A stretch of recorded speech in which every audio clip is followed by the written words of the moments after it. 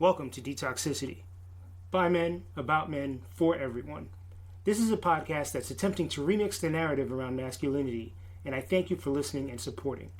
If you're new to the podcast, I hope you check out the archive, which contains over 150 episodes. I'm always happy when someone reaches out with a friendly word or constructive criticism, so never hesitate to hit me up either via IG at DetoxPodGuy or via email, detoxpod@gmail.com. You can also contact me if you're interested in being a guest on the show or if you know someone who might be a good guest for the show. There's also a Detoxicity Patreon. Patrons get episodes 1 week early, plus I will mail you a cool DetoxPod fridge magnet. Go to bit.ly/DetoxPodPlus to find out more. Oh, one more thing. Late last year, I completed my certification courses, and I am now a life and relationship coach. I'm taking clients. Go to mike-joseph.com and book a free consultation. Thanks for listening. I really do appreciate you. I was going to begin this episode by attempting a freestyle rap, but I'm going to spare your ears and my reputation. I am talking to somebody who is not only a freestyle rapper, but is in the Guinness Book of World Records for freestyle rapping, a gentleman by the name of Isaac Knox. We talk about tons of stuff. We do touch on freestyle rapping and comedy, which he is sort of making a transition into, I guess, foregrounding in terms of his work. We talk about faith and sexuality. Do we talk about faith and sexuality? I mean, yes, we do talk about faith and sexuality. I'm reading my notes. I'm like, did we really talk about that?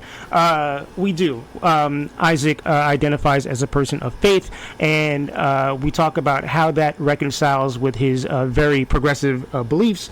We talk about Florida. There's a lot you can say about Florida, and in my brain, not a lot of it is great, but Isaac reps for Florida, Orlando specifically, and we talk about the diversity and inclusivity of the city. Shout out Park Avenue CDs. We talk about the challenges of comedy, the responsibility to avoid punching down, discernment and intent in comedy, and we also talk about why Isaac decided to live in his car twice, not once, but twice, and he did it voluntarily. It wasn't a situation where he was forced to. He did it because he wanted to. So it's a really, really interesting conversation, and we actually had it in person. Isaac came to the crib and sat on the couch, and we talked face to face. So everybody enjoy this conversation. Check out Isaac Knox. What's going on, everybody? I'm happy to be here. My name is Isaac Knox. Professionally, I'm a comedian and freestyle rapper, but I'm also just a dude who is from Florida. I like food and travel. I'm a big brother and an uncle now. Shout out to my little niece and nephew. Yeah, man. It's always, especially when you're on a podcast like this where you're diving into more human issues. It's not like I'm just here to do what I do on stage necessarily. So I don't even know how I should present myself in an intro. Which part of myself do I say hello as? We contain multitudes, right? Yeah, We got a whole bunch of different things in us. So hopefully we'll touch on some of those things. I'm not going to ask you to spit any bars. Okay. So, right. Yeah, you don't have to rap. That is completely off the table. I contain multitudes is something I'm going to start saying when I've eaten too much. My name is Isaac Knox.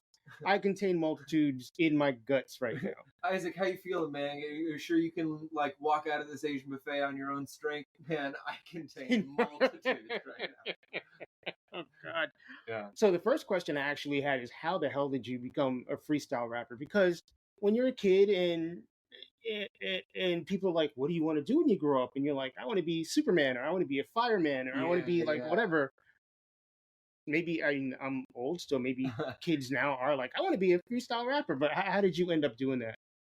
I don't know, man. I'll bet there's a couple popular enough, true freestylers now that maybe there's a couple kids that are thinking that. I wasn't thinking that growing up. I wanted to be a basketball player. That was my first love. You're tall? Yeah. Thankfully, I'm tall. Wish I was a little more skilled, a little taller, a little all those things, because it definitely wasn't quite in the cards. But yeah, it's funny. I was chasing the music stuff because I loved it. I was a word nerd. I can't sing or play an instrument well, so my way to participate in music was the rap stuff, which I already truly loved authentically, but also was this is my thing I can contribute. And fascinated by words, lover of theater and improv and poetry. So when I found rap battles and even the sort of cliche cafeteria sort of lunch cipher kind of raps, there was something that checked all my boxes of it's competitive like basketball is and a sport like basketball is, but it's also theater and it's also improv and it's also words and poetry and all of it's music. So it really tapped into a lot of things, but I still didn't think it could be a job. It really wasn't a job or a career. I think MC Supernat was maybe the only full-time freestyler, because even battle rappers had to have day jobs. Sure. Or even people that are good freestylers, you usually just know about them because of their music, because they're artists first. So it wasn't just straight up freestylers. But yeah, I was doing the starving artist thing with a couple different rap groups, and I was in the Orlando scene, and I started hosting a freestyle rap night that wasn't mine, but it got sort of passed on to me. And eventually, just from freestyling outside of events and freestyling as a small portion of a music set, it really just started to grow into like, this is a skill set I love, an art form I love. It connects with an audience. When you're an artist that nobody knows, the freestyle stuff is what connects because you're engaging with them. They might like your music. Hopefully you can have a good set. But if they don't already know it, it's not the same level of engagement. Right. And so it just started to become this thing that felt special. And I started doing it on the street to make extra money on the road because I was barely making gas money doing music. So it's like, only way I had money to take home was if I was freestyling with a bucket out on the street. So I was doing that in Venice Beach, California, or I was with a group where we were literally like couch surfing was our version of touring. And we would go into a Wendy's or a Starbucks and we'd be like, hey, we're going to freestyle for you guys. And whatever amount of food you think it was worth, we'll take, because that was how we ate. And then started doing it a lot in Canada, actually, because there's a good culture for supporting street performers there, especially at some of these fringe festivals, these theater and arts festivals. People would come ready to give to street performers. And so that's when it first started to look like, oh, this can make some money. And then eventually our big break was that we sent video that people had taken of our show, like with cell phones. We sent that to Disney when they were looking for new street variety acts. And that became a big break where me and my best friend and now company co-owner, Jordan, we became a company because Disney hired us to be there 5 nights a week. And then we grew into more shows and more performers. And yeah, so that's how that became a career. Wow. Yeah. So how ultimately did you end up in New York? Yeah, so a couple different things. A big part of it was the pandemic, because the pandemic put a stop to my livelihood and any live performer's livelihood for a while. Right. And a lot of things that happened leading up to it. It was funny, like every performer's got their like boohoo 2020 story, so I'm not going to fully indulge mine, but it's a pretty epic one. But the short version is that 2019 already was a tough year. It was some big things that we were working on as a company started to maybe not work out with a production company we were signed with, and it was just not quite doing what we thought. And then on the personal side, I sold my home and my marriage ended that year. So I was like, this was already a rough year. And so then when 2020 was supposed to be the rescue and some really cool things were starting to happen, and then it was all full stop, there was this big like, okay, I have to shake things up. I'm now in a position where I'm just taking care of me. I'm no longer obligated to somebody else or to a mortgage or all these things, so I can really afford to take risks again like I was 20 again. And I wanted to swing for something bigger and something more fulfilling and exciting for me than trying to just get back what the company lost in COVID. It was like, let's reach for something higher so that if we do get knocked down, it's sort of landing in a more sustainable place. And so New York was always a place where I was like, I'm just as passionate about stand-up and comedy writing and acting and sketch stuff. I love those things, and I've been tapping into them in Orlando for the past few years, but I really want to see how far I can take them. And so New York was an opportunity for that. Obviously, it's the original hip-hop culture, and there's a great freestyle culture here. So there was that to get tapped into. And then just sort of swinging for the things that, not even for the ego, it's not like I need to be on TV or anything like that, but when you work as like a traveling live show, a really valuable piece to that, especially in corporate and college markets, is the as seen on credits. So it's like, let's swing for some of the as seen ons, not because I need my face on TV, but because this is going to keep our live show booked longer and at a higher rate. Right. And so sort of on behalf of the company, I was like, let's start making some swings in New York. And also, I just love the energy. It's motivating. It's good to shake things up. And yeah, so that's sort of what led to making that jump. Presumably, you didn't move here in the middle of the pandemic. No, not in the middle of the pandemic. And actually, it was funny. So, as things happened in early 2020, so again, it's a little bit in the weeds here, but I started 2020 living back with my parents because I had sold the house that I had with my now ex-wife. And when we had sold the house, it was to help provide for some things that we were both working on other parts of the country. And so I found myself needing a place to live.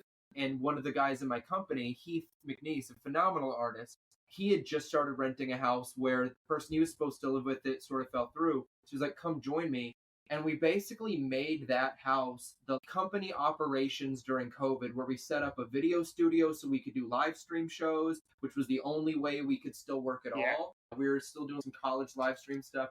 And we put a recording studio in there. So we told most of the other guys in the company, like, we're like, hey, everybody do what you got to do. We don't expect you to stay committed to our gigs because there aren't gigs right now. Get your other jobs, do whatever you need to do, take care of yourself. We're going to stay on the ship to try and still have this thing going when we come out of this pandemic. And we used that home as the way to do that. We're going to create, we're going to stream, we're going to do all these things. And so that was our way to still have creative fulfillment and still build value during the heat of the pandemic. And then because of that, even moving to New York felt like a real challenge. I had to be certain that I wanted to go because it meant leaving a place where I was still committed to financially, still committed to in terms of artistically with building this video studio, this recording studio, Right. and was so in love with what we had built there, but I still felt called to New York. So because of that, I actually, my first year in New York, I was still, and I don't have money like this. I was still paying rent in Orlando. Oh, shit. So I did my first year in New York just in my car, bouncing around parts of Brooklyn, and kind of loved it because it was actually my second time living in my car. And so I was sort of used to it. And so I did it that way as I started to create more certainty that New York was the place. And then as it became the place, I started to sublet my place in Orlando and sort of crashed with somebody last summer and then made the full turn where now there's sort of this shared arrangement with the company where I'm mostly in New York, but we all sort of like split costs of it. It's a complicated in the weeds thing, but I'm full-time here now and I get to leave the car in Orlando. I'm stuck on this living in your car thing. Just because, practically, I've never owned a car in my life.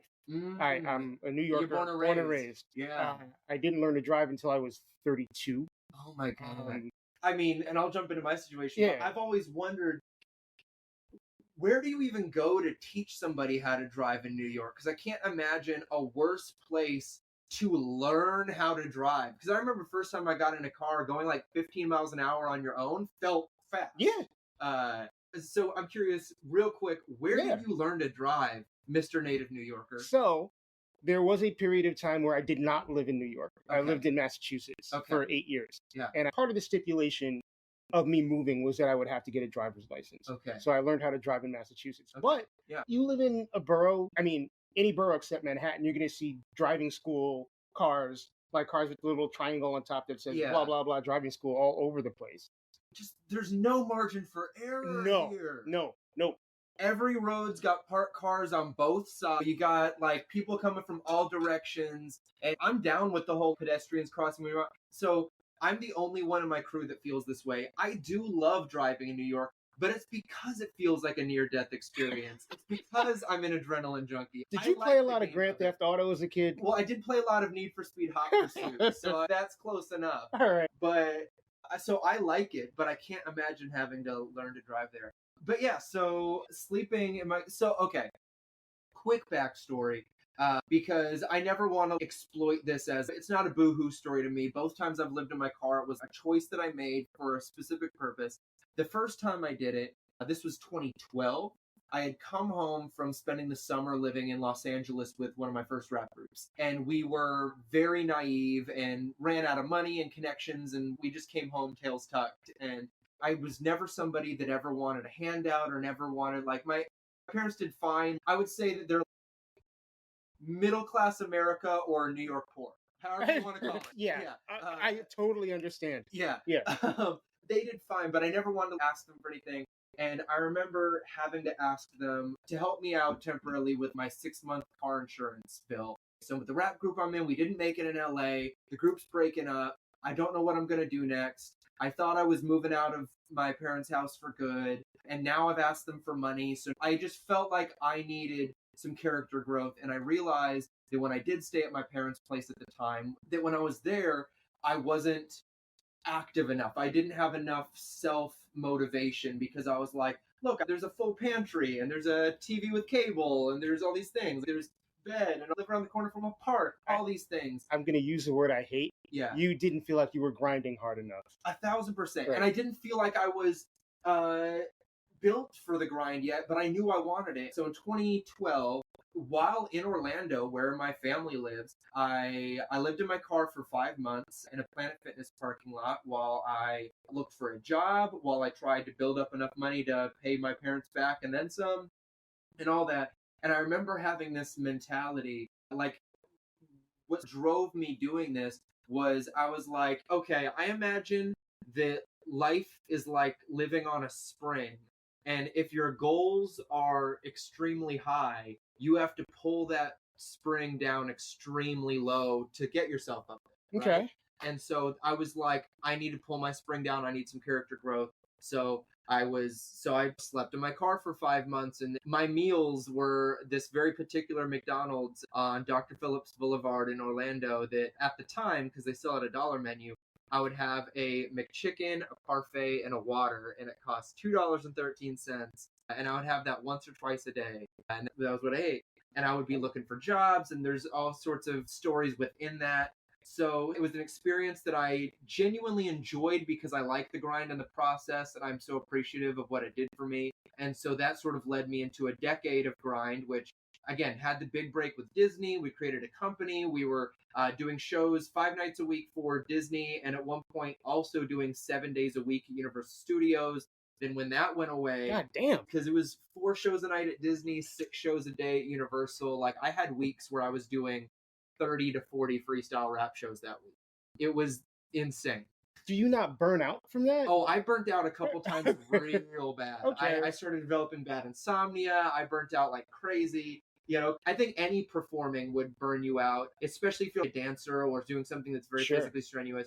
But when you're doing something unrehearsed, it just felt extra exhausting because I can't autopilot. I can't just sing the song I know. I still have to improvise every single line about the thing in front of me and the suggestion. Yeah, it's like your brain is overheating. Yeah, it was definitely a lot. But I was also young and excited, and it was the first time I was ever making money and all these things. Sure. It was a lot of things that felt really exciting. And so there was a great crescendo and got to the point where we were able to keep more than a dozen people regularly employed, where guys were able to quit their jobs to come freestyle with us. Okay. And like I said, I bought a house and I got married and I was doing all these big things. And so then when contracts started to go away, when we hit some slower years, when we sort of pivoted away from the live stuff to try and create some video things that didn't quite pan out, and then the personal stuff of relationships going away, like all of that happening again in 2019, I really did take this mindset because I'm 33 now, and I turned 30 very early into the pandemic.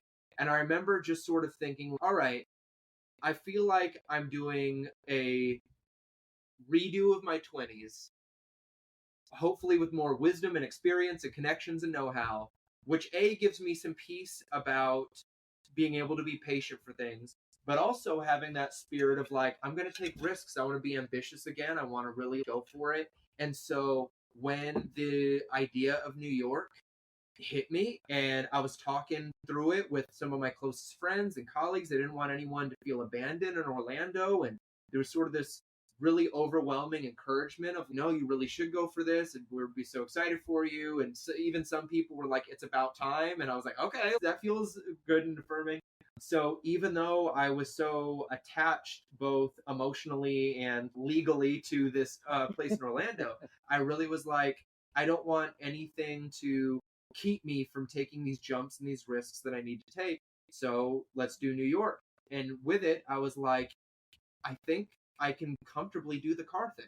And I did. I remember discovering the hard way that there's very few parking lots in. There are not a lot of parking lots in New York City. Especially because I was sort of always like, oh, I'll just do a Planet Fitness parking lot again, because then you have your gym and you have all these things and it's 24/7. First of all, it's not 24/7 post-COVID, No. which is frustrating, even outside of the car stuff. And then there's just aren't really lots here. So I really got fortunate. I remember the only Planet Fitness parking lot I found, and I stayed here my first 2 nights, was out in Canarsie, which is, for those that don't know. Yeah, context. It's, okay, there's not even a train that gets you there. You got to do a train to a bus for 30 minutes to get there. It's a little, I'm trying to find the right way to say it. It's deep Brooklyn. It's deep Brooklyn. Okay, so anyone that grew up with friends from New York who are really proud of being from New York, and even though the middle schoolers, they get all this street cred at your middle school because they're from New York, and that's so hard. I grew up in, like, that impression of New York. One of the only parts of New York that is still that is Canarsie. Canarsie. That's for real. That is for real. And so yeah, I spent my first couple nights there, and then I was just like, man, the commute's impossible. I can't do the grind of New York if it's taking me almost 2 hours to get into the city now. And so then I was in a parking garage of a Planet Fitness in New Jersey for a little bit, and I was looking into paid parking garages and got rejected from the only one I applied to. And yeah, I didn't know you had to apply to parking garage. I mean, this like is for me the, not like, having a car. overnight stuff. Okay, all right. Yeah. All So right. like, yeah, if you just want to be able to keep a car there full time. And then, interestingly enough, because this is bringing in another complicated topic, but I come from the church world, and even though I have a very complicated relationship with Western church, I still try to tap into the community when I can find a healthy one that doesn't make me feel like I'm part of, a cult. Yeah, I when I can find one that feels inclusive and loving and not politicized and not money driven and all this, when I can find just a healthy group of people trying to serve each other and take intentional time for God, that's something I seek out. So me finding the right place to be in my car is actually because of that. I was going to try out a couple different churches that had been recommended, but they were all in Manhattan. And a friend of mine was visiting on a Sunday and wanted to meet in Prospect Park. So I was like, all right, let me just look at a church that doesn't seem to trigger any issues with me on their website. And I find this one, and I was like, okay, I guess I'm going to try that church. And then the day of, I realized that they're not actually near Prospect Park anymore. They've moved to truly more downtown Brooklyn, sort of the DeKalb area. Mhm. And so I drive over there, and I realized, oh, this is a nice residential street with like open spots. And I just left my car there. I'm 5 minutes from 2 different Planet Fitnesses. I have all the trains right here. I have Atlantic Ave and a bunch of local streets with true New York local stuff. Yes. But I also have the downtown Brooklyn, the comfort of like, oh, there's a Target and a Five Below and a Ross and a Chipotle and whatever, right? It was all these things. It felt like this perfect balance. And I was like, oh, I think this is where I'm going to live in my car now. And I remember being nervous about being in a residential area. Like, are people going to have issues with seeing somebody sleeping in the car here? Are they going to, I don't know, report me or whatever? And literally, this was such a good moment. Was one morning I woke up and I was sleeping in my driver's seat, and I wake up and I see somebody on the street sort of waving towards me, and it looks like they're giving me like the no hand motion with 2 hands. And I was like, oh great, this is going to be some local that's annoyed. And so I sort of wipe my eyes and I lower down my window, and I'm like, yeah. And they go, there's no street sweeping today. You're fine. You don't have to move your car. There's no street sweeping. You're good. You're good. Oh, shit. And I was like, that's so nice. That was their primary concern. So yeah, I ended up feeling pretty comfortable. It also, sleeping in my car for a year fixed my insomnia because it forced me to have to sleep, first of all, not as comfortable as I used to. Right. But I had to sleep just sort of like straight back on my back, and I was always a side sleeper. And now, when I sleep in a bed, it's like a cloud, Now it's like such a paradise. It just sort of changed my sleep position and how I fall asleep and how quickly I do. So now I sleep straight up on my back. I breathe better. I sleep better. I fall asleep faster. And that was, everybody should sleep in their car. Right. This is now a commercial for sleeping in your car. But yeah, so that was the system. I got real organized with it too, because part of me, quote unquote, cleaning my room and my car was I wanted to keep the passenger seat clean enough that it felt presentable. I had a thing hooked onto the back of the passenger seat. It was basically my medicine cabinet. So I had a bunch of like vitamins and sunscreen and snacks and things I needed. I had a little basket that was divided behind that seat that was basically my pantry that had, again, other goods and dry goods and fruits and stuff like that. I just had this whole setup. I used a weighted blanket to sort of imitate the feeling of laying flat, gravity wise. I basically had my closet divided up, and the biggest suitcase was the nicer shirts and pants, and then the next size one was the more casual stuff that's okay to get, wrinkled here and there. I had a bag for shoes. I had a laundry bag that was used stuff, and then I'd take it to the laundromat. Yeah, I had the whole system. This is the most bougie living in your car scenario I think I could ever envision. Yeah, man. And it was all stuff that you can get at a garage sale. It was the most like low cost but organized system. I was like, I don't want this to be a beatdown. And here was the best part. Oh my God. I don't know why I'm bragging about this whole living thing. But I will say, one of the nice things about the car I have, and it's not a fancy car, it's a Kia Optima, and I bought it used, but it is a hybrid. So it was a little quieter and a little better on gas. And that was amazing because during summer and winter, I could pretty efficiently just run the AC or the heat. And I felt like I had the best air conditioning in New York because everybody I knew was complaining about how wherever the AC is in their apartment, like, all right, I can't go into my room until nighttime, so we just hang out in the main area, or the opposite. Like where I live now in Astoria, I love it, but we don't really got AC in the living room, so we just hide in our bedrooms. But when I was in my car, I was like, I can have it whatever temperature I want, and literally I had the phone holder. And so I would put my phone in and I would watch live basketball games or watch Netflix sitting in my car, great air conditioning. And then when the episode of the game was over, just turn it off, lean the seat back, put on the weighted blanket, and I'm out for the night. It wasn't terrible. I only realized the toll it was taking at the end of the year. I started seeing some photos I took in New York at the end of that year, and I could just see how worn my face was. So I was like, all right, I'm not actually getting good sleep. Even when I sleep 9 hours or 10 hours, still not getting good sleep. You're in a car. Yeah. So it did hit me later. But again, the adrenaline of like, I'm doing the New York grind and I'm doing the best possible version of this. And this is allowing me to do New York without screwing over my arrangements in Orlando. And it was like, this is the best case scenario. And I'm very happy to not be in it anymore. But I'm so happy that I made the jump because I needed to be here. Yeah, as you're talking, cataloging in my head all of the things that you can or can't do when you are living in your car. Yeah. And I'm like, okay, all right, so you went to a Planet Fitness to shower and use the bathroom and stuff like that. Yeah. Eating is not an issue because you're in New York City and there are 10 restaurants on every block. Yeah. Maybe not necessarily eat cheaply. Yeah. Look, I didn't cook when I had a house. Right. Right. Yeah, I mean, I feel that more than I want to feel that. Yeah. You're not going on dates. Yeah, no. I was also committed to my first year. I was like, I just want to be so focused on this. I was committed to no dates at all my first year. And I even joked about, I do have a free passenger seat. So someone wants to spend the night. I got space for you, baby. But it did keep me focused too. Because it was like, yeah, I'm not going to even flirt with the idea of a relationship when this is my living situation. So yeah, it was good for me in that way. Again, tough. I'm not saying anybody should do it, but I did have a good experience with it. And occasionally, as I started to make friends in the city, every now and again, if I was hanging out someplace late, I would just crash on the couch. I have a buddy he has a great apartment, Upper West Side, great bougie, and he does a one-man show on cruise lines.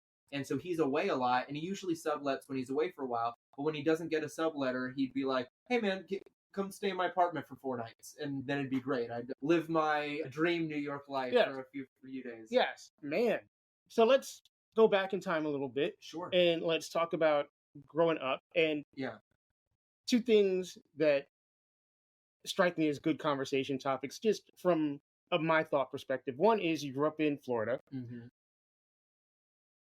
A lot of people, myself included, have very conflicting feelings about Florida right now. My grandmother bought a second house in Florida back in the mid-'80s. So I've been going back and forth to Florida since for the Yeah. last 35 years, Yeah.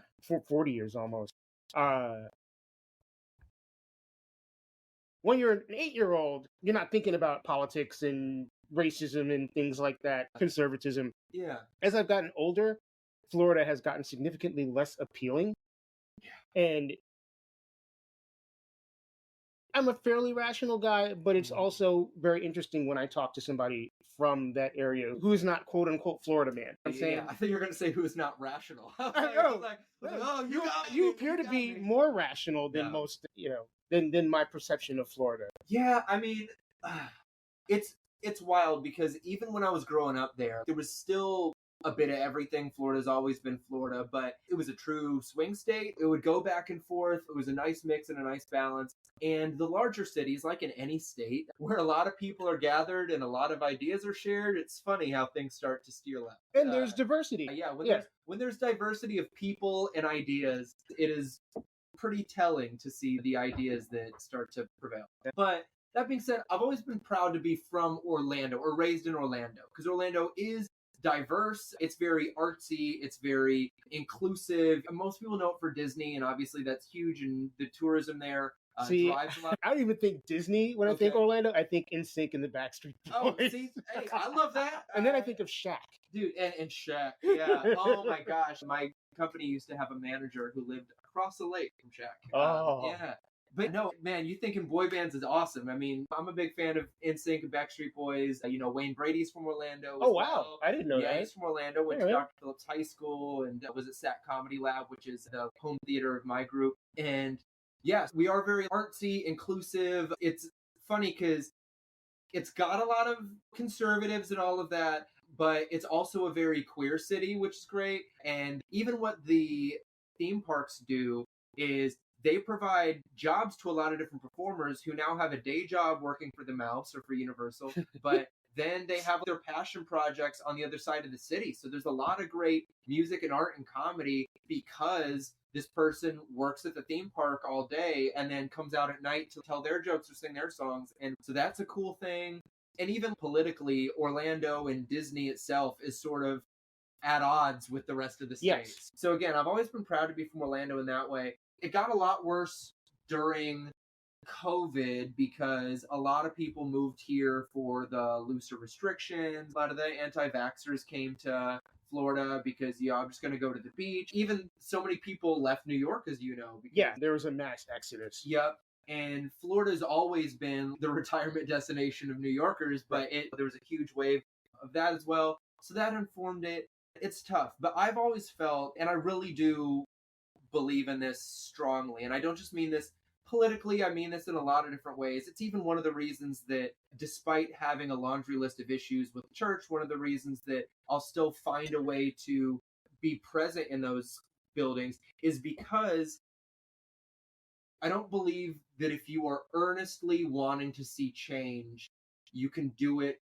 I don't think you can change something by excommunicating from it. And actually, one of my observations is I think one of the most beautiful things about a city like New York, and I feel like there's a lot of other big cities like this. I feel like Chicago can be this way. I feel like LA and San Francisco can be this way. But it's a lot of transplants who are, in many cases, escaping sort of a toxic home environment. Mm-hmm. A lot of people that didn't feel welcome, didn't feel loved, didn't feel like they could be themselves at home, and then they come to a place like New York where there's a community for them. And that's fantastic, and I think that is needed, and I think that is a necessary part of the healing process. In most healing processes, you need space, you need to find room to really discover what you want and who you are in it. And I think that's one of the greatest things that a lot of big cities and a lot of inclusive cities bring.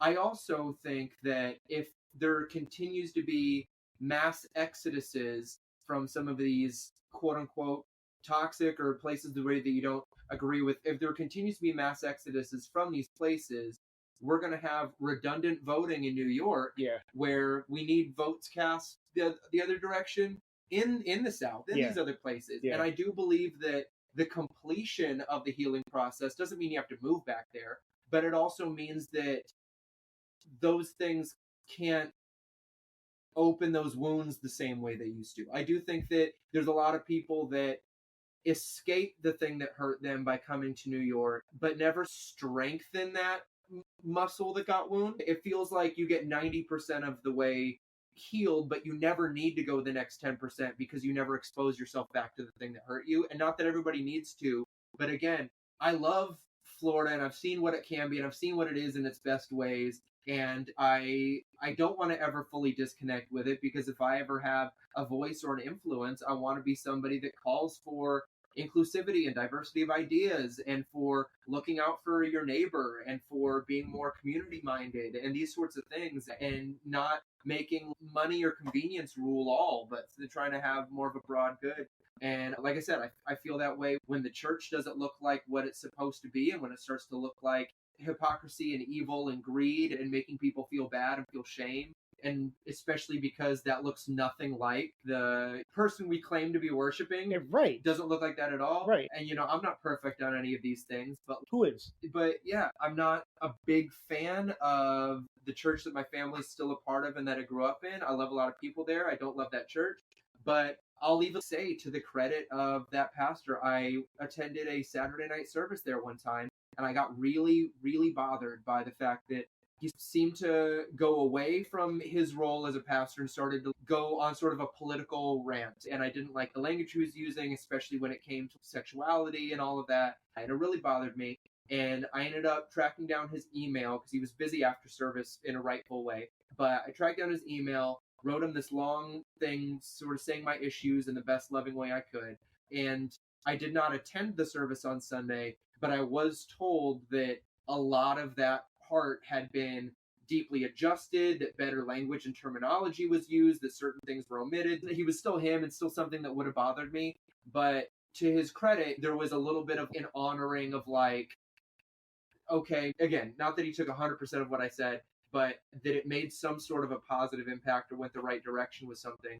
And that sort of just reminds me that, I want to still be in these circles that have a platform that at least claim to be aiming to do good, that at least these environments that are supposed to be serving people, and when they're not serving people, I don't want to just exit and let it continue down that direction. I want to do my part to be a force for good in an influential environment. And we need those bridges. Yeah.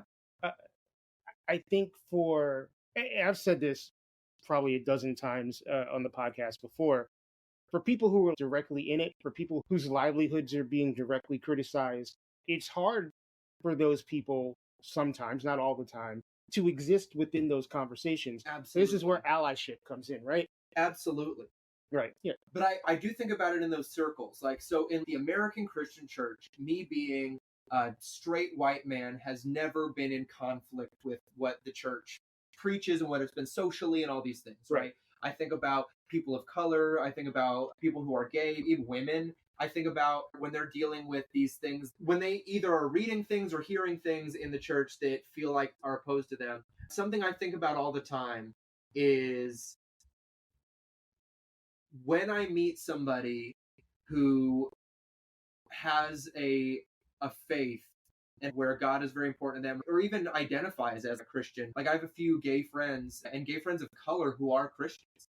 And I think about that faith and I go, wow, that's in a way so much more authentic than mine, because that's a faith that's been truly challenged. Like they said, I hear hate coming from some of these microphones. I hear people interpreting scripture in ways that feel like they're here to attack me or try to out me or other me in a way. But there is something that I have sifted through, that I believe in, that I attach to, that I think is worthy in my life. And when I see that, I think like, damn, the bare minimum I can do is go to bat for these folks in these environments, because I don't even know how to put this to the right words, because I don't want it to ever be performative allyship. Sure. I don't like it to be that way. And even being on a microphone talking about it, I feel like, oh, I shouldn't be the one. No, I shouldn't testify on my own account. We need people like you talking about this stuff. But yeah, I think about the folks that have somehow still chosen that faith. And not that everybody has to choose that faith. But again, when I do see it, I go, wow, that is a faith that's been so challenged. And despite the evils that have now attached to this environment, they've found something that's real for them. It makes me think about all the people that have been rejected for who they love and been rejected for who they are, or told that they can't have roles because they're a woman or whatever it is. Right. And I think, man, there might be something, maybe not in this church, maybe not in this kind of faith, but there is something bigger than us that can be such a force for good. If I can play a role in steering these platforms back into love and inclusivity. And so it makes me think about everybody else that's been rejected. And I now feel like I've seen proof that there can be something good in spirituality and fellowship, whether you believe in a literal God or you just believe in intentional selflessness in the universe. Whatever, there's something so good about it for us and for you to tap into. And so many people won't tap into it because of the horrible scars they were given in church. Yeah. And so I'm talking in circles now, but it really does drive my desire to be like, because of the privilege of who I was born as, I can navigate these environments with less and take less cuts. And so let me go to bat for the people that are being hurt worse. I think that is the ideal way for someone to look at privilege. You're taking extra bullets for the people that just naturally have to take these bullets. I think that's really important. So asking someone professionally what motivates them, to me, is kind of a boring question. Mm-hmm. What personally motivates you? Man, on the selfish and creative side, I love a challenge. I love knowing how things work. So on the craft side, it's like, man, I love the craft of comedy. It's a social science. Why does a joke work? Is it how it was set up? Is it how your tone was, how you present? Was it too many words? Was it not enough? Are you taking the right angle? Are you punching up or punching down? Does it work to be satirical and ironic, or do you need to go sincere and relatable? I love that craft of it. I love that puzzle. And part of what got me into rap stuff was the puzzle of it, was a wordsmith. It's like, oh my gosh, how did you make these, multi-syllabic rhymes work? That sort of thing. So on the craft side, there's that. But one of the reasons that I've steered into a more comedic direction with everything I do, one of the reasons that I've wanted to start speaking my mind on things like social issues and mental health and things that I think do good, is just, it connects a little bit to what we were talking about, wanting to advocate, but I think about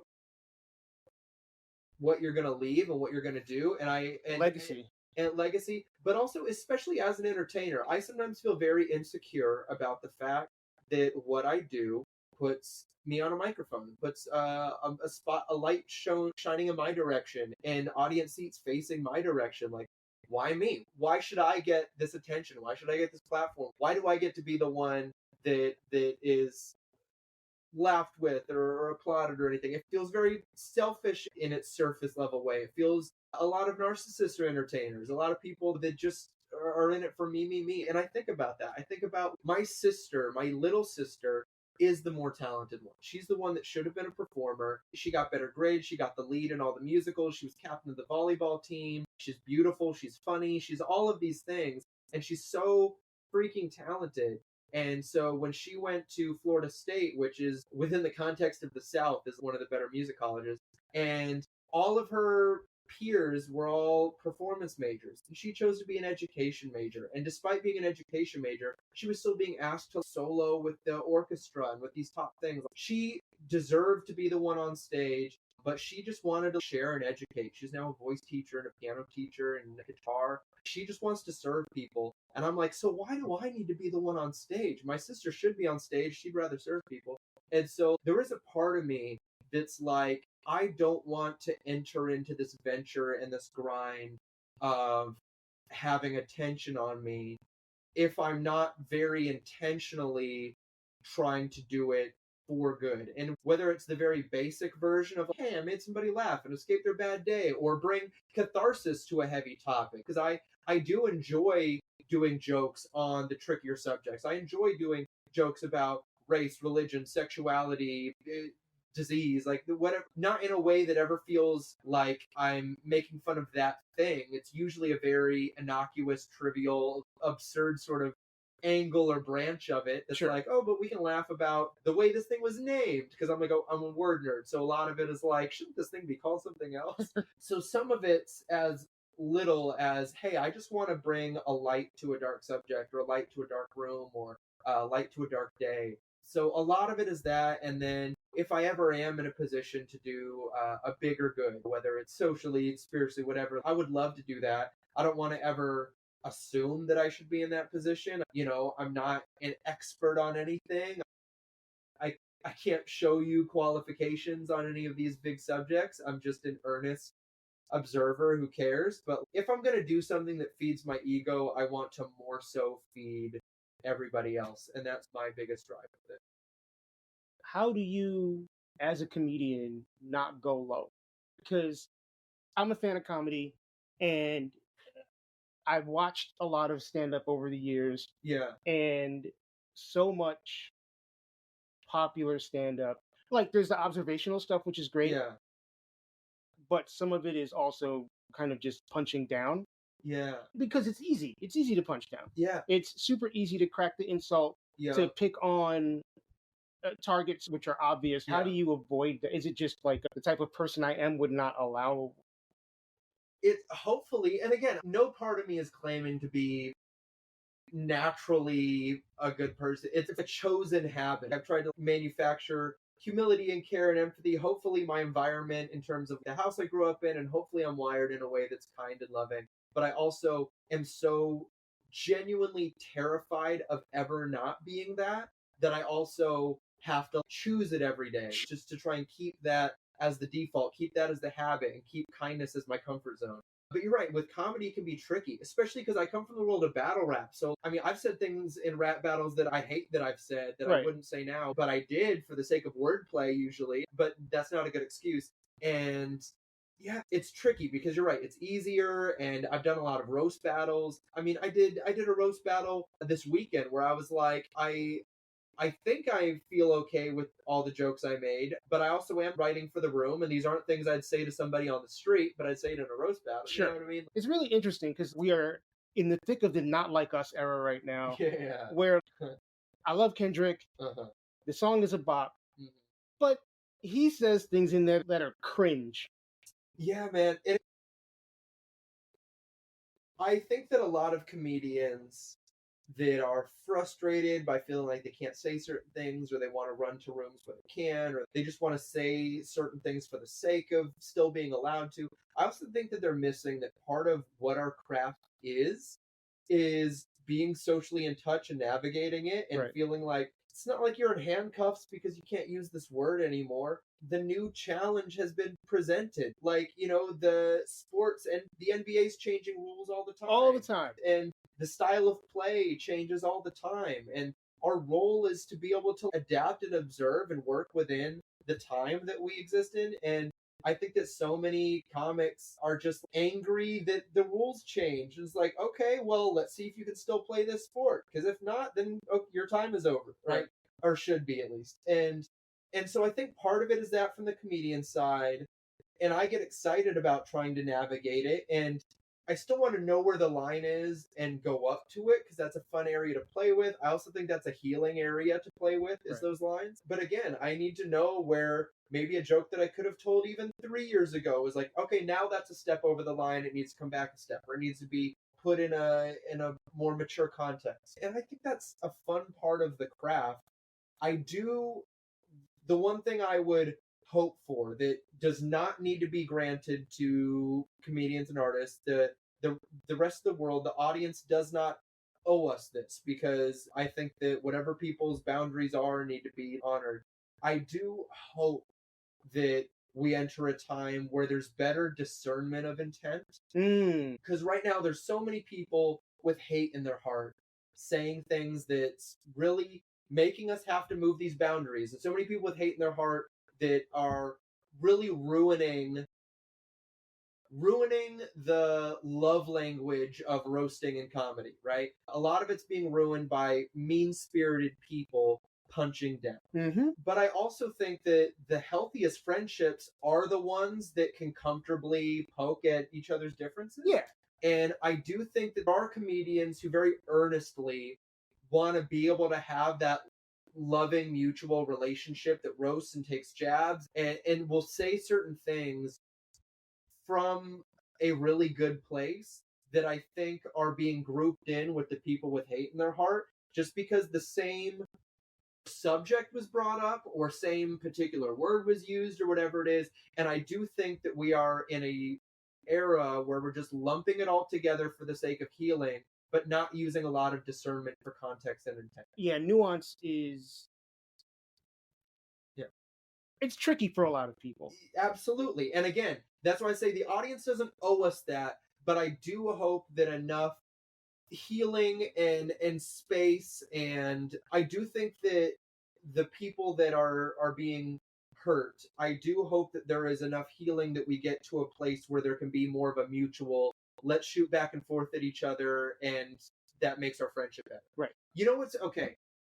Maybe my favorite video in the world came from one of the most terrible situations that happened in recent years. Okay. So I forget if it was Mississippi or Alabama, but did you see the very racially fueled boat fight? You know what I'm talking about? So yeah. Oh, yeah.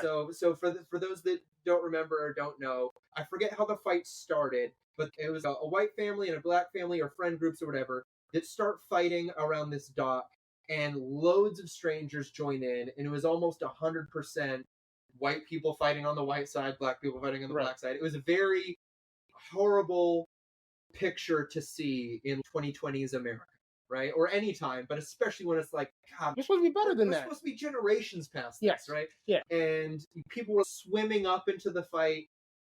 The very next day, some college fraternity reenacted it at their community pool, shot for shot and roll for roll. And something about that video was like, first of all, to even make that video, you have to have a friend group with enough black people and white people in the same friend group. Right. You got to have enough people that are able to laugh at something horrible, because whether it feels good or not, or it's too soon or not, if you're at a place where you can recognize the horrors and then have a laugh, there is something cathartic about it, right? There's something about that video of we reenacted it the next day that was like, look at this friend group that is so close. They could see something that looks like hatred to the bone and say, but that's not us. Let's have a laugh. And it's not even like in good taste. It's not in good taste. No. If somebody's offended by the reenactment, I get it. You're probably right. But I think about the spirit that it was reenacted in. Right. Damn, that is so healthy that they weren't hurt by seeing the horrors that there's still deep racism in other parts of the country. It didn't drive a wedge into the fact that these people like each other. Yeah, that friend group was already close-knit and bonded enough to do the video, but are bonded forever in that they responded to hate by mocking it. Right. I totally see your point. Yeah. I totally see your point. So that's one of those things where it's like, that's some real late stage healing that we're not at overall yet, and we can't rush the process or skip steps. But something like that makes me think, man, if we can effectively, you know, I hate the word cancel, but if we can effectively weed out those with platforms that have hate in their heart and are being mean-spirited, then there ends up being a stage where there is this really healthy, let's laugh at all the worst things that are happening around us because we need to. Right. But you can't get to that stage without first taking the proper space and proper healing. And right now we're in an era where I do believe that comedians need to be the more socially generous. We don't need grace as much as the audience does right now. Right. And then hopefully we get to a point where grace is then mutual. I love that. So we're going to bring it full circle. Sure. Back towards the beginning. Yeah. 2019 going into 2020. Yeah. You're ending a relationship. Uh-huh. You are kind of at this inflection point career-wise and life-wise. Yeah. Like, how did you get through that? Man. Yeah, fall of 2019 was like the worst season of my life because I had attached a lot of my identity to doing things right, to being somebody that, I was fortunate to come from a home where my parents were still married and both their sets of parents were still married. So I was raised in a home where divorce was not an option and that you stick it through and that you make the marriage work no matter what. And I had found professional success before that and the kind that felt good because it wasn't just for me. Again, we were providing for like a dozen guys to be able to be working freestylers, and I was able to be the provider for my ex-wife for the most part. I mean, she did work, but she got to work whatever she wanted because I was not speaking ill or speaking superior to anybody. I swear that. But I had a lot of identity in being able to take care of somebody and being able to make something work and being able to be the rock and the winner and all this stuff. And not a selfish winner, a winner on behalf, And so when all of that was going away, it was like, oh, this big professional thing's not working out. And then my marriage is ending. And I knew in my heart, and I knew that it was the best thing for both of us. Because before my ex-wife and I started dating, we were best friends, and we still have a friendship. Shout out. And she's great, and she's off killing it in LA, and I'm very, very happy for her, and I know she's happy for me.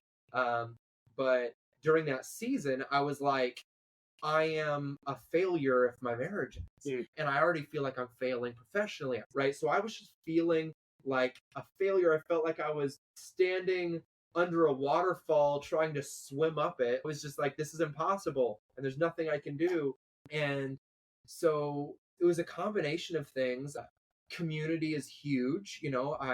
People that I love and respect, I was vulnerable to and talked through it. And I didn't want to shy away from it because I knew it was too big that if I held on to it, if I didn't begin the healing process ASAP, I knew that it could really rot good parts of me. Sure. Wow. And that's an intense observation. Yeah, I mean, I started going to therapy like as soon as the divorce finalized, despite the fact that when the divorce actually finalized, there was a sense of peace because we both went about it in mutually loving ways, and there was an understanding, and there was me having heavy conversations with friends and family and spiritual leaders and all these things. So I was very happy to have started the process, but I still was like, well, I need a therapist I need to do all the right things. I'm going to take care of my body, going to eat right, I'm going to see friends. I'm going to take time to be alone and to feel grief. I'm also going to take time to get out in the sun and be productive. And I want to go to therapy, like same way I was with prepping for living in my car. I was doing that for like, how am I going to heal from divorce? Right? Where did that self-awareness come from?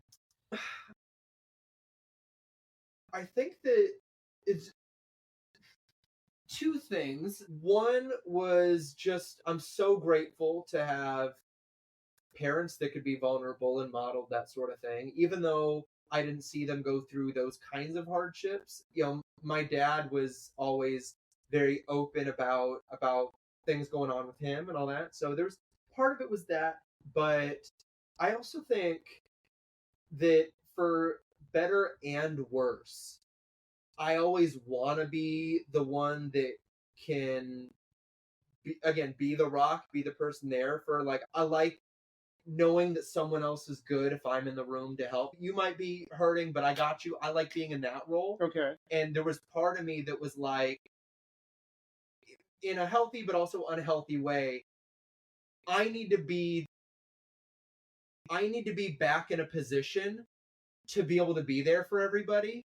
So I need to expedite the healing process. I got to get my shit together because I need to be there for everybody. There was a part of that, yeah. It was like, I won't allow myself to be in this season of needing help and being the broken one. And again, we're all in that stage to some degree. Yes, we always. Yes. Always. And I have learned that.